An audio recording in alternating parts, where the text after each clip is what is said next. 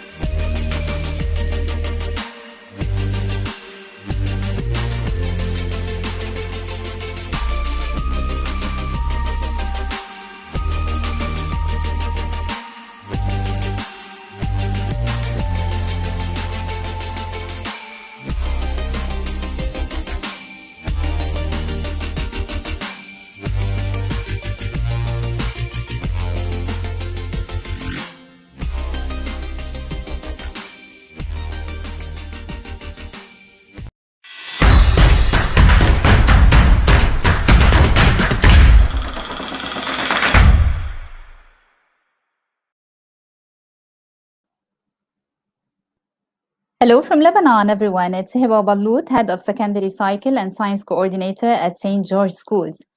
First of all, I would like to welcome you from all over the world to our new episode for today that will highlight education and digital transformation. Before we start our exciting discussion with our esteemed guest, a quick reminder, in case you haven't registered yet for the World Education Week, that's going to take place from October the 4th till the 8th, go ahead and visit T4 Education website to take part in this huge virtual educational celebration. Well, today it's with a great pleasure that I'm hosting Dr. Rabih Baalbaki, an innovative professor with more than 25 years of progressive consultancy and leadership, an expert in professional ICT training management, and the president of the Lebanese Association for IT Professionals. Dr. Rabih is also the general manager of Graphies Lebanon and Professional Computer Association board member. In addition to all that, he is an EdTech and Innovation Sector Coordinator at Digital Transformation Network Lebanon, EdTech professor at the Lebanese National University and IUL University as well, and of course, CEO in Advanced Computer Technology Center. Dr. Rabih, the co-founder of MENA EdTech Alliance, welcome to T4tv. Welcome again. Since our discussion is a trending global educational talk, it would be great to make it more interactive session. Just mention what country you are from, and please feel free to leave your questions in the comments, and we'll try our best to answer them during the live stream. Dr. Rabih, can you hear me? Dr. Rabih? Hi everyone. Hi, Eva. Hello again.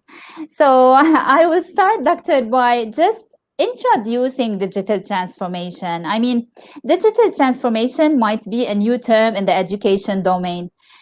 Mainly, if you remember, it was forced by the crisis of the pandemic, especially upon the closure of schools. And of course, you know that UNICEF has reported more than 168 million students globally were in complete lockdown at that time. So of course, we educators had to shift into online learning. However, what most educators and students do not know, Dr. Rabih, is that this transformation is not only about online learning. I mean, today, as we are living in the age of the fourth industrial revolution, of course, such transformation is becoming a must. So what is digital transformation at schools all about? Of course, digital transformation, Hiba, first of all, it's something that can needed for all the sectors, not only the education. And it's a very important part of the e-governance. And there's a term called digital governance, which is supposed to be backbone by, of course, digital transformation. So digital transformation is the only way pass or the passport to the fourth industrial revolution. Otherwise, we did not pass COVID-19 or any crisis, not only the crisis related to diseases, maybe sometimes to the weather, maybe to the some earthquakes, whatever the crisis is, you'd always find the digital solutions ahead of all the things that you can believe it's a soul of the sectors. So digital transformation is to use the technology, especially the internet era, in all the sectors, from governance into any small business that relates to a personal business or to a company or to school or to any establishment. So when we talk about education in schools, so I'm going just to highlight digital transformation in schools. We, of course, do not only mean content. You know that educators usually talk about education. So, of course, they also mean values and skills that are essential maybe to shape the personalities of our students for better future. And I was reading lately something related to digital citizenship and internet maturity skills. So what are some digital skills that teachers and students should have, in your opinion? Of course, if you look now to the 21st century skills, which have been raised from 3, the communication, collaboration, and the critical thinking, to 6 main skills in the 21st century, which is they add more the creativity, which is the spark of the innovation, and they add the digital citizenship and the character. So we have now 6 C's, not 3 C's and not 4 C's for the 21st century. And the digital transformation, let's say it's the engine of these 6 skills. Why? Because when we talk about fourth industrial revolution, when we talk about robotics, artificial intelligence, all these things that matter in the new era and the new revolution of the new careers that will be growing very fast in the coming 10 years, you will look to the technology itself. Because now innovation itself needs technology, and it needs this digital transformation, especially when it comes in a certain methodology like STEM and STEAM. STEM and STEAM, what they did, you are talking here about science, technology, engineering, art, and math, and I more added the plus and the plus for STEAM. So I call it STEAM plus plus, which is humanity and the productivity prospects. So when we talk about STEAM, we are talking about a new concept of the skills, which is design thinking, which is a must to be a competent with the new challenges and with the new let's say trend of occupations and career. So design thinking, in a brief, it's about transforming your idea or the group idea that they are collaborating together even by using internet or face-to-face. They are creating projects together. They are inquiry-based learning. They need technology to facilitate this kind of doing the projects together and transforming research from the theoretical side into development. So we have a real research and development. And you can find this in the new curriculum, especially international baccalaureate, and some other that really works on the practical prospect of the education, which is STEAM. So when you say about the competency You are talking about the knowledge, subjects, and you are talking about the skills and the values together to be competent. And you need the digital transformation to apply these skills to deliver the knowledge and to keep aligned with the SDGs, Sustainable Development Goals, especially the SDG 9 and SDG 4, the quality in education and the innovation, together to create a better education system based on digital transformation. Perfect, Dr. Rabih. Of course, I'm going to remind the audience again to leave your comments and questions to Dr. Rabih concerning this topic. And because you were talking about the skills and values and how to become competent in such domain, of course, Dr. Rabih, we know very well that discipline mostly acquired at schools. In case of transforming a school into digital schools, how can schools enforce digital transformation? I mean, digital discipline, sorry. Okay, actually, as you know, digital transformation have many phases. And many, not phases only, phases as well. So it's about when you are facing this, let's say, the fear of change, when because COVID make it fast, but actually when we talk about a certain situation of a certain, let's say, distance or a certain ages of special needs, because talent are special needs and accessibility are special needs. You need to regulate both of them in a certain implementation that need a really insightful curriculum and content based on innovation that can align these both extremes together and work in a very regular education system that been feeding and seeds by technology. This is the way that I can briefly talk about this. But of course, all of this, it needs tools, it needs planning, it needs the people readiness on both ways, the individual level and the organization level. When you do this in parallel, you will not have any, let's say, fear and any maybe barriers or something that can stop or decrease your motion and your wheels toward digital transformation. Okay, within brackets, Dr. Rabih, I'm going to ask you, because you mentioned that it needs readiness. Do you believe that we are ready in the region to just transform our schools into digital schools? It's a proportion. In the MENA region, of course. Because in MENA region, there's many pillars that can be taken in consideration. And when we talk about digital transformation, we first talk about the assessment of the organization, especially when it comes for a slow movement of the public sector.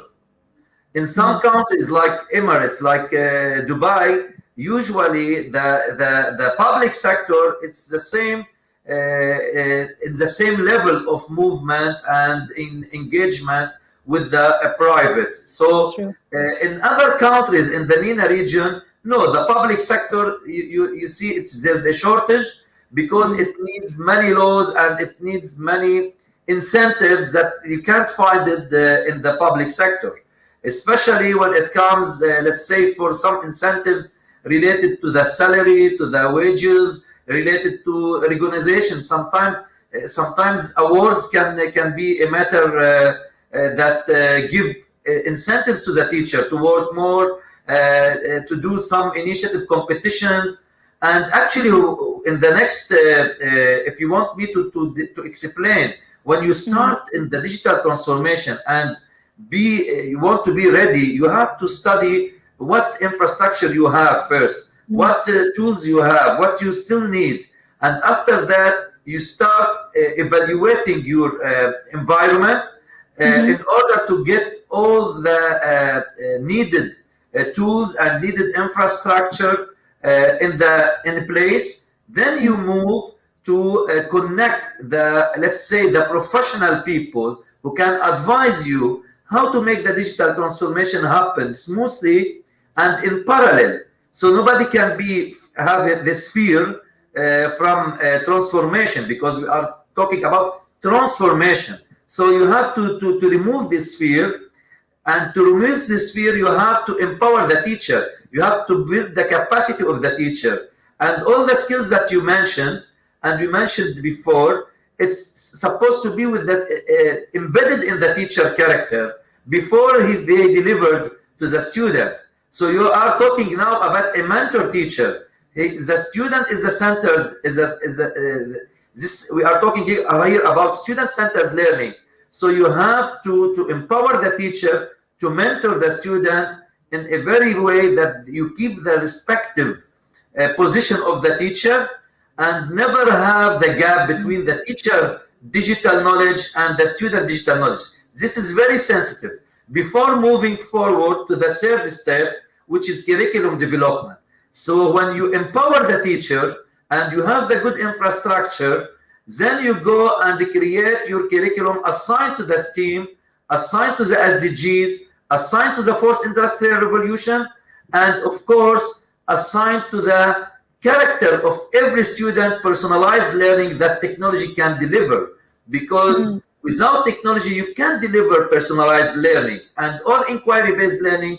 In order to apply all this flipped classroom and you apply project-based lessons, you need to be having this infrastructure, this strong digital enabled teachers, and you have this curriculum in the school. So after that, sorry, Dr. Rabih, but because you are talking about planning, in order to mention it when you are talking, when shifting online, if you remember, the most affected category of students were the students with learning difficulties.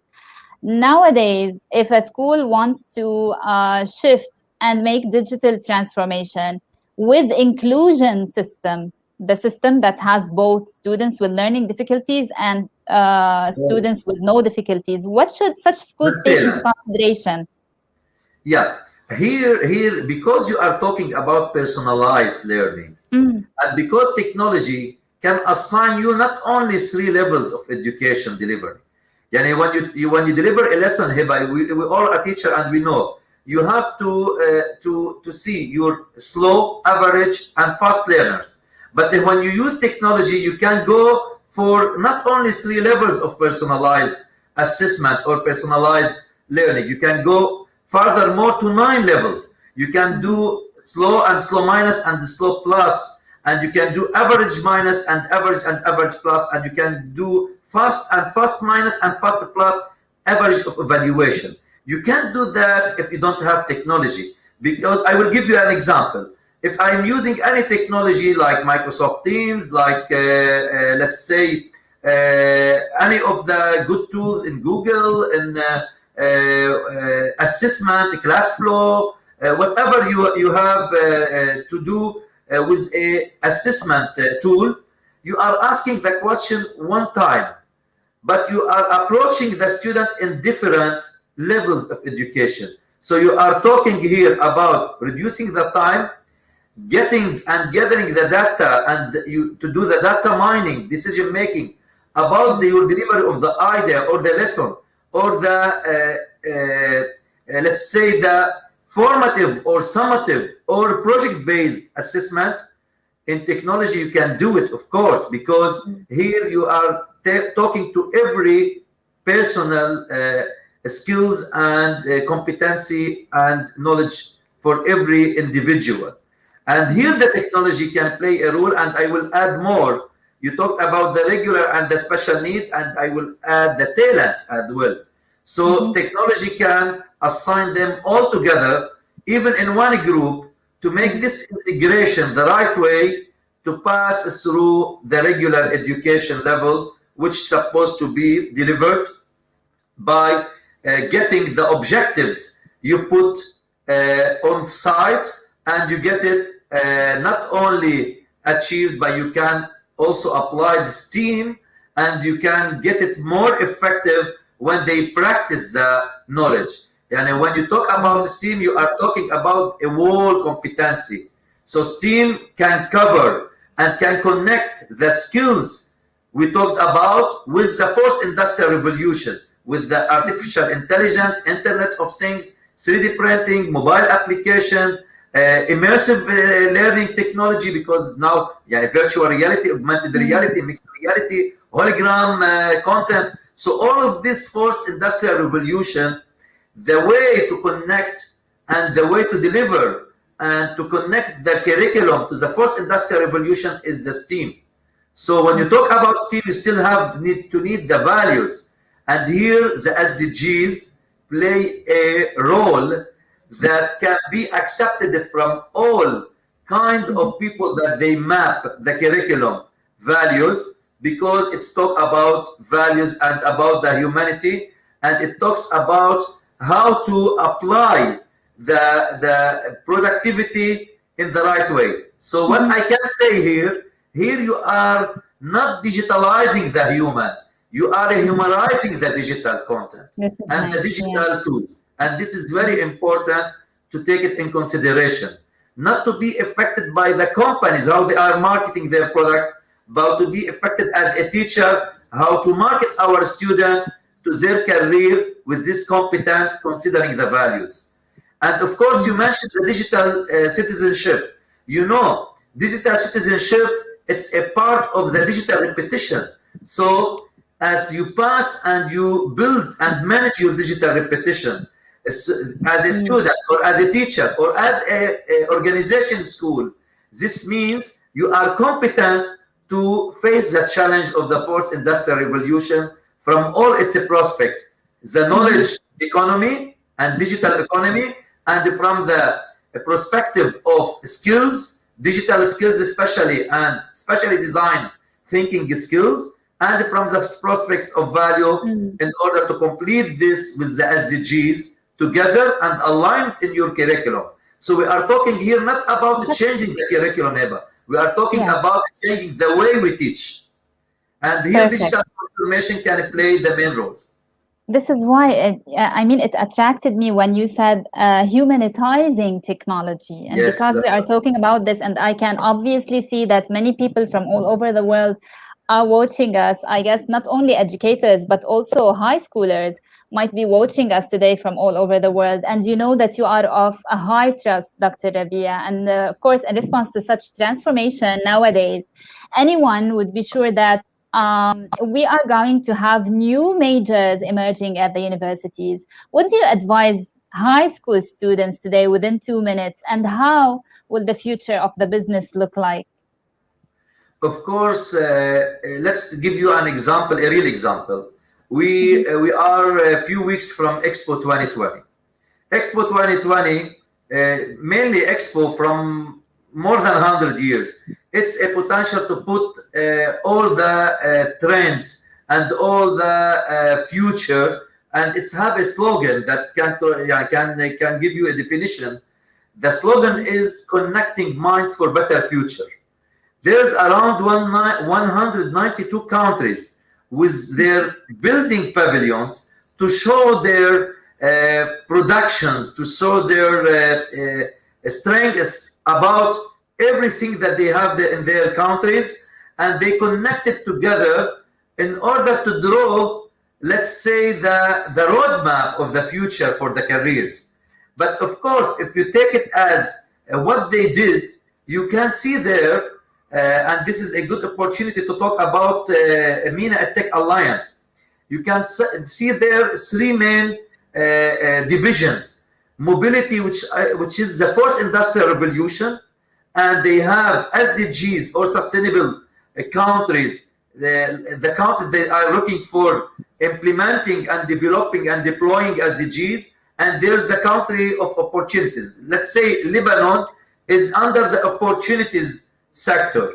Let's say most of the African countries are under the SDGs sector, and mobility, most of the productive, like South Korea, like Japan, like United States, like Denmark, European, and most, they are under the mobility and the fourth industrial revolution production.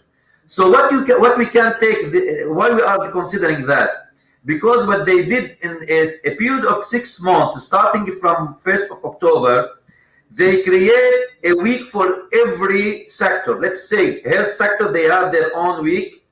For us as education, they have from 12th of December to 18th of December. By the way, 18th of December is the Arabic language international day by United Nations. So in this week, they will talk about empowering the education and the knowledge, and see the trends of the higher education, the careers, the coming future careers, and everything related to the digital and the knowledge economy. This is very important to catch with. In this week, also from our side, we will announce the MENA EdTech Alliance. So please keep tuning, because this is very important week. This will create the roadmap of the future for all the countries, because they are all will meet together and they will create something how to do a practical alignment with the fourth industrial revolution. So the careers will change, the faculty which are coming, and of course it's all related to the fourth industrial revolution. Great, Dr. Rabih. And I would like to, salute everyone who was mentioning from what country. I've read from Canada, Kashmir, Sweden, and of course the Global Teacher Prize winner, Hanan Hroub. I salute, of course, Palestinian people and all the world, everyone who's watching us. Dr. Rabih, as always, our conversation was really insightful. Thank you so much. The time was really very fast with you. I cannot, but say thank you so much for all the time that you've given us today. Wish you all the best and for more achievements to come, because we are really proud of you in Lebanon. Any final statement? Thank you very much, Hiba. Thank you for T4 for all this empowering of the EdTech sector. Thank you for my friend Vekas for this opportunity to Lebanon and to the MENA region in order to be ahead with the world, especially when it comes to our kids and our education. Very true. Thank you so much again.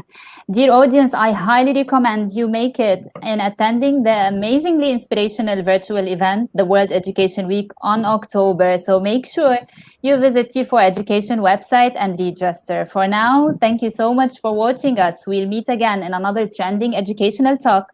All the love from Lebanon to the world. Stay safe. Goodbye.